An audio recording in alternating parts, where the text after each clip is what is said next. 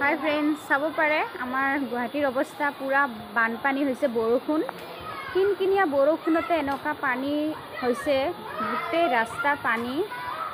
এয়া দেখিছে গেটৰ সন্মুখত পুৰা অৱস্থা, নলাৰ পানী একদম সমান হৈ গৈছে। এতিয়াতো অকণমান কমিলে পানী, কিন্তু এই বাচ্চাবিলাক চাওকচোন, কাৰ ল'ৰা ছোৱালীকেইটা মানে মাক বাপেকৰ মানে অলপো ধ্যান নাই।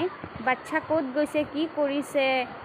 এই নলাৰ পানী এক সমান আছে, ইমান গেলা পানী, তেনেকৈ গাও ধুইছে, জঁপিয়াইছে, কিন্তু বেমাৰ হ'ব বুলি অলপো ভয় নকৰে।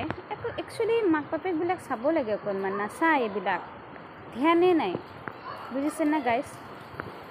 পূৰা মানে ৰাতিপুৱা 5টাৰ পৰা বৰষুণ দি আছে, আৰু এই পানী অকণমান কমিলে, বৰষুণটো পৰিয়ে আছে।